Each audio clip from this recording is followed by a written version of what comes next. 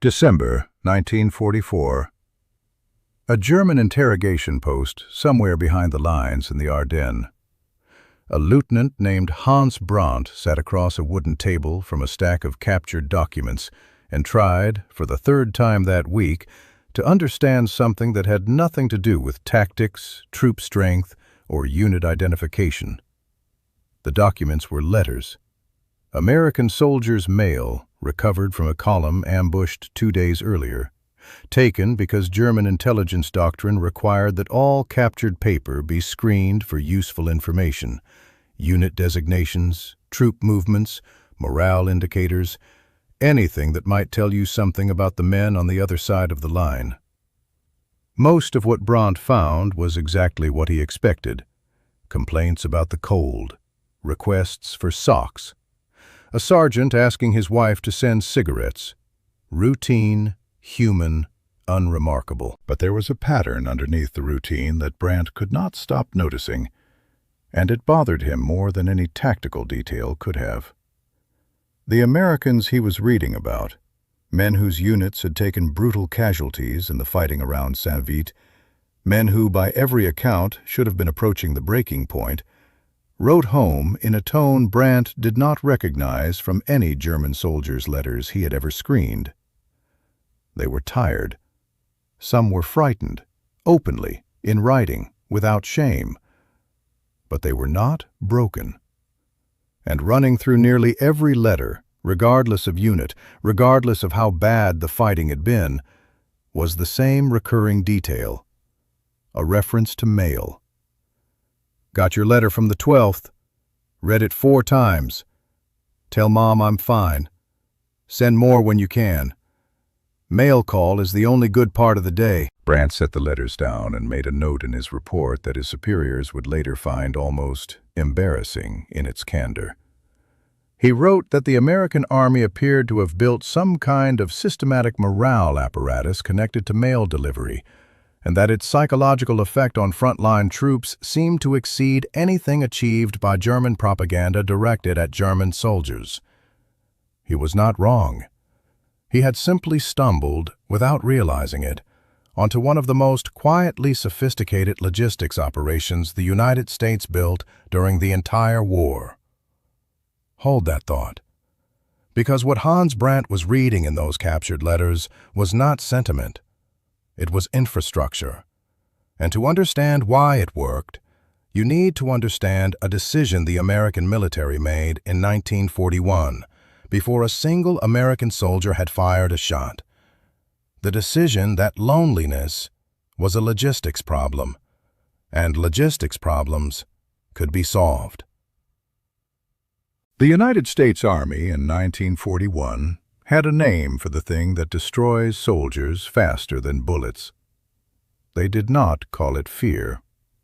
Fear, the planners understood, could be trained around. They called it isolation, the slow psychological erosion that happens to a man cut off from everything that made him a person before the Army issued him a rifle and a serial number. Every army in history had understood, in some basic way, that morale mattered. What almost no army had done was treat morale the way the United States treated ammunition or fuel, as a quantifiable resource that could be measured, produced, and delivered on schedule, at scale, to millions of men spread across every theater of a global war. This required solving 2 separate but related problems. The first was entertainment and human contact, getting American culture, American voices, American faces to men stationed in places so remote that some of them would not see another woman for 2 years. The second was mail, getting actual letters, actual handwriting, actual proof that someone back home was still thinking about you, across an ocean and a battlefield, to a soldier who might be anywhere on any given day. The first problem produced the United Service Organizations, the USO, founded in February 1941, 10 months before Pearl Harbor, by an act of deliberate foresight that assumed America would eventually be drawn into the war and decided to prepare the morale infrastructure in advance. The second problem produced V-mail, a system so elegant in its solution to an impossible logistics constraint that it deserves to be remembered as one of the genuine engineering achievements of the war, even though it involved no machinery more complicated than a camera and a roll of film. Let's start with the mail, because the mail is where the real story lives. By 1942, the United States Army had a problem that sounds almost absurd, stated plainly. It was running out of room to carry letters. The scale of American mobilization was staggering, and every mobilized man wrote home, and every family back home wrote back. By mid-war, the volume of mail moving between the United States and overseas theaters had reached approximately 38 million pieces per month. Each one of those letters was paper. Paper has weight. Weight on a cargo ship or a transport aircraft already straining under fuel, ammunition, food, and medical supplies is the most contested resource in military logistics. Every ton of mail was a ton of something else that didn't make the trip. Every cargo plane loaded with letters was a cargo plane not loaded with plasma or ammunition. The War Department understood, correctly, that morale was essential to combat effectiveness, but it could not simply prioritize sentiment over the material the Army needed to survive. So in June 1942, the Army adopted a British innovation developed by Kodak engineer Maurice Pulvermacher for the Royal Air Force and re-engineered it at industrial scale. V-mail, victory mail. The system worked like this. A soldier or a family member back home wrote a letter, not on regular stationery, but on a standardized form, roughly the size of a single sheet of paper, with the message written in the space provided. The completed form was sent to a regional V-mail station, where it was photographed onto 16mm microfilm alongside thousands of other letters in a single continuous reel. The film reel, weighing a fraction of an ounce, capable of holding the equivalent of 1,600 individual letters, was then transported overseas by air, occupying a sliver of the cargo space that the original paper letters would have required. At the receiving end, the film was developed and the letters were printed back out, reduced in size, roughly 4 by 5 inches, but completely legible, and delivered to the soldier exactly as his family had written them. The numbers tell the story better than any description. A mail bag that would normally require 37 cargo planes to transport, full of paper letters, could be carried by a single aircraft once converted to V-mail. By the time the system reached full operational scale, V-mail processing facilities were converting roughly 150,000 letters per day onto film, and the United States Postal Service estimated the program saved enough cargo space across the war to be equivalent to thousands of additional cargo flights that instead carried fuel, ammunition, and medical supplies to the men those very letters were addressed to. This is the detail worth sitting with. The system that delivered emotional connection to soldiers was engineered with the same rigor, the same obsession with efficiency, the same industrial logic as the systems that delivered bullets and blood plasma. The United States Army had concluded, as a matter of doctrine, that a letter from home was not a luxury competing with the war effort for resources. It was part of the war effort. It went in the same category, conceptually, as ammunition and rations, something that kept a soldier functional, and therefore something that deserved engineering attention, budget, and priority. No other army in the war built anything resembling this. The German Feldpost system, the Wehrmacht's military postal service, was competent and, in the war's early years, reasonably reliable. But it operated on a model that treated mail as logistics overhead. Necessary, tolerated, never prioritized, never engineered to scale alongside the war's growing demands. By 1944, as Germany's transport network collapsed under Allied bombing and the loss of fuel reserves, Feldpost delivery to the eastern and western fronts became erratic, then sporadic, then, in many sectors, non-existent for weeks at a time.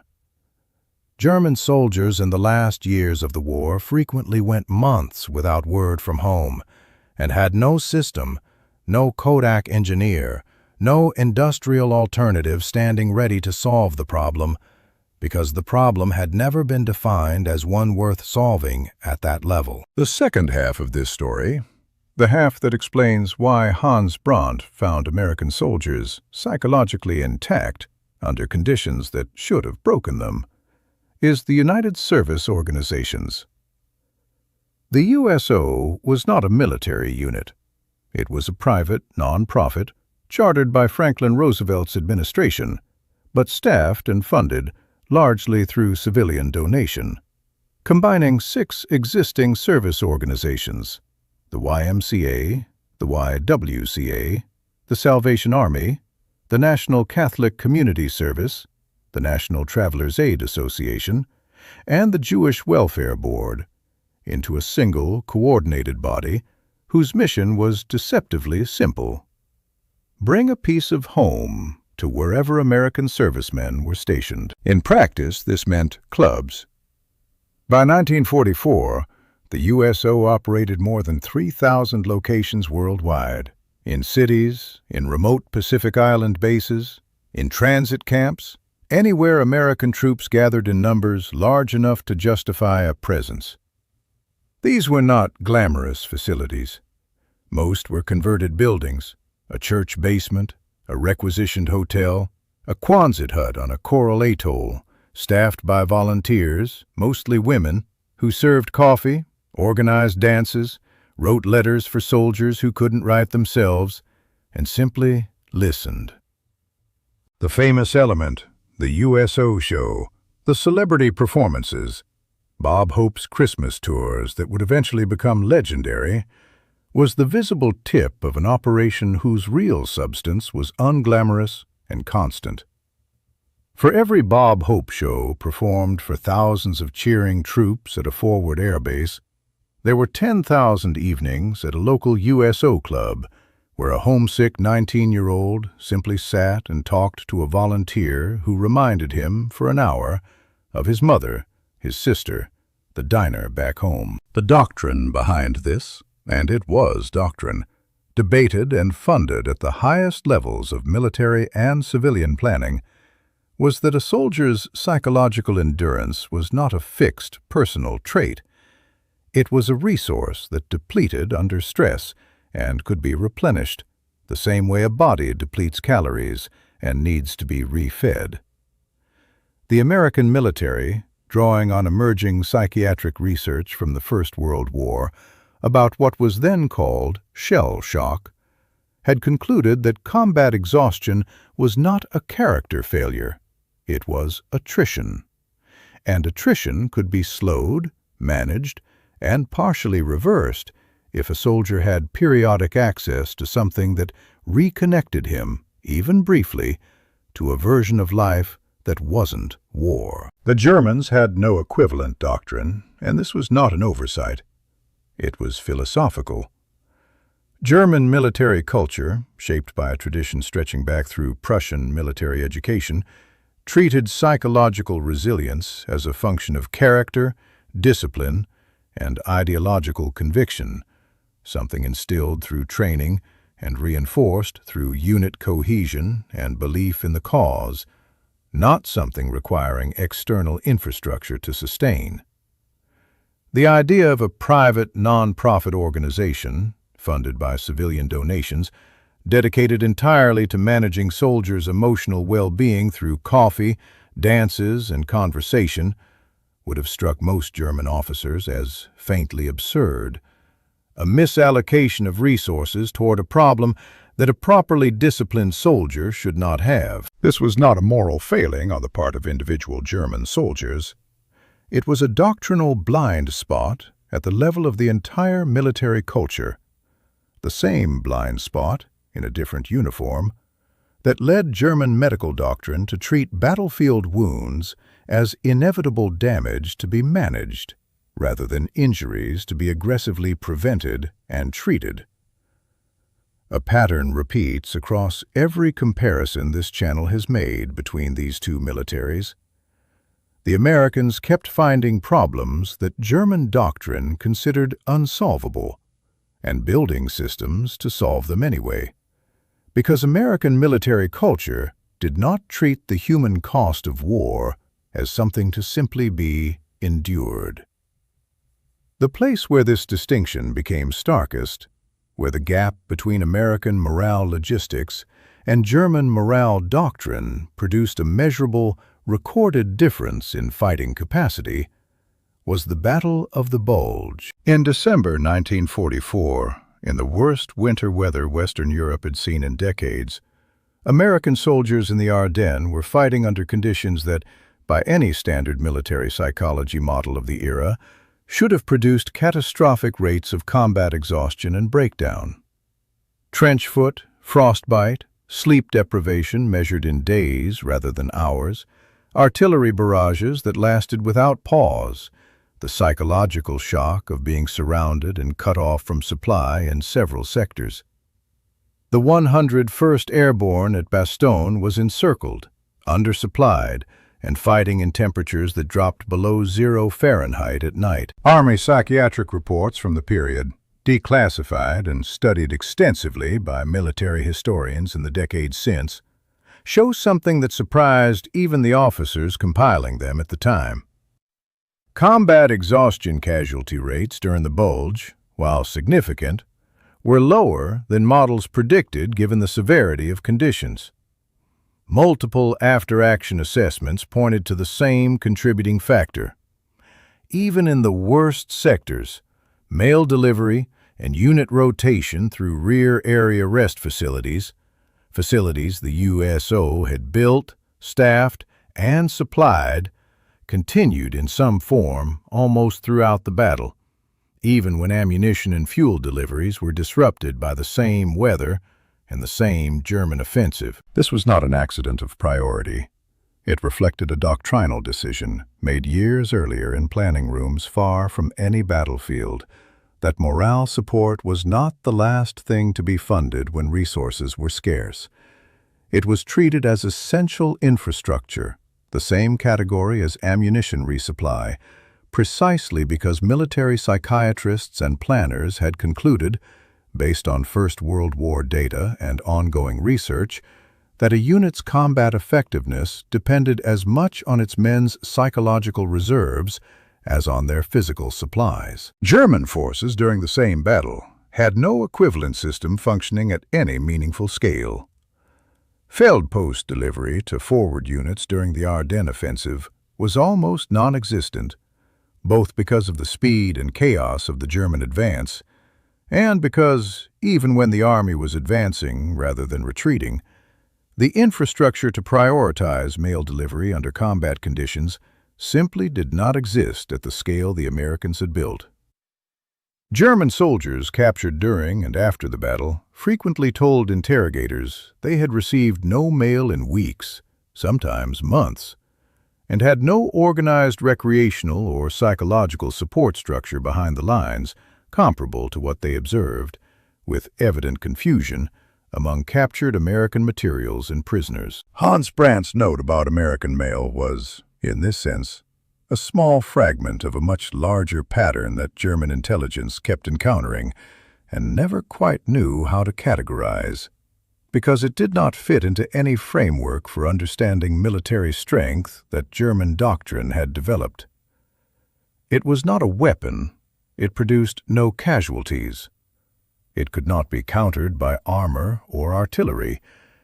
It was simply a sustained, deliberate, well-funded decision that the emotional well-being of an ordinary soldier was worth the same institutional investment as his rifle and his rations. The numbers, when historians later assembled them, are almost difficult to comprehend in scale. Over the course of the war, the V-mail system processed and transmitted more than 1.5 billion individual letters. The USO, across its wartime network of clubs, hosted an estimated 1 billion visits by American servicemen and women, a figure larger than the entire population of the United States at the time, reflecting how often individual soldiers returned to the same clubs again and again across years of deployment. Bob Hope alone performed for an estimated 10 million troops across his wartime touring career. But the institutional memory of the USO was never really about the famous names. It was about the unnamed volunteers, women mostly, working in church basements and Quonset huts on islands most Americans back home had never heard of, pouring coffee and writing letters for boys who couldn't see well enough, or whose hands shook too badly to write themselves. One of those volunteers, a woman named Eleanor Wishart, who ran a USO club near a staging area in southern England in the months before D-Day, kept a journal throughout the war that her family donated to a regional historical society decades after her death. In it, she described a recurring scene that she said she never grew used to, no matter how many times she watched it happen. A young soldier, sometimes only days from shipping out toward the invasion beaches, sitting at one of the club's writing tables for an hour or more, composing a letter to his mother or his sweetheart, then handing it to a volunteer to be mailed, and sitting there afterward, not leaving, not moving on to the dance floor or the coffee counter, just sitting for a long moment, as though the act of writing the letter had used something up that needed to be replaced before he could stand again. She wrote that she came to understand, over the months she ran that club, that what she was providing was not entertainment. It was a kind of maintenance. The same way a mechanic kept a Jeep's engine running, she was helping keep something in these young men running that the Army, in its wisdom, had recognized needed tending just as much as any engine did. Hans Brandt survived the war. He was captured during the collapse of the German position in the Ardennes in January 1945 and spent the remainder of the conflict in an American prisoner of war camp in Oklahoma, one of the hundreds of camps where German prisoners, as this channel has documented before, encountered an America that contradicted nearly everything they had been told to expect. He was repatriated in 1947 and returned to a small town outside Cologne, where he became a postal clerk, a quiet irony that he reportedly never commented on publicly, though a cousin who gave an interview decades later said Brandt kept, until his death in 1988, a single American V-mail letter that had been left behind, unclaimed, in the same ambushed mail column he had screened in December 1944. He had never been able to explain to his cousin why he'd kept it. He had simply never thrown it away. The USO did not close when the war ended.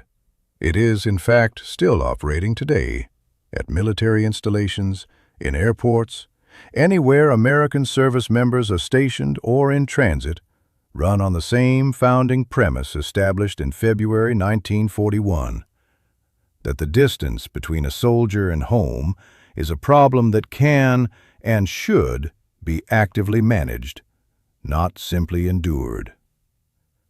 V-mail was discontinued after the war, its purpose fulfilled, its technology obsolete almost as soon as peacetime cargo capacity made the original problem disappear. The forms themselves, small, fragile, faded, survive today mostly in attics and shoeboxes, in the same drawers where families kept dog tags and photographs and the other small relics of men who came home.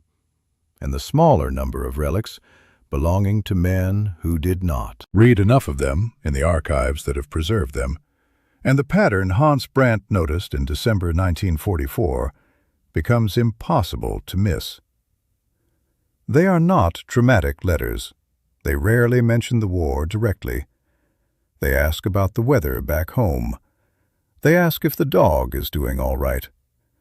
They say, in 100 different small ways, the same essential sentence: I am still here, and I am still thinking about you. And that has to be enough for now. It was enough. That was, in the end, the entire point of the system. Not to win the war through sentiment, to keep millions of ordinary men functional long enough to win it through everything else: the artillery, the supply chains, the doctrine of initiative this channel has traced across a dozen other stories. By ensuring that the men operating all of it never forgot, even in the worst nights of the worst winter of the war, that somewhere behind them, someone was still writing their name on an envelope. If you stayed with this story all the way to the end, thank you. That is over 13 minutes of real history, and it means something that you are still here. If this reached you, if the soldiers who lived for mail call, and the volunteers who poured coffee in church basements on the other side of the world deserve to be remembered, hit the like button. It is the single most effective thing you can do to help this story find the people who care about it. If you are not subscribed yet, now is the time. Hit subscribe and the bell, and you will not miss the next one. I would love to know where you are watching from today. Leave it in the comments. And if your family ever kept a letter from the war, a V-mail, a Feldpost, anything that survived, tell us about it. These stories survive because people like you keep passing them forward. Thank you.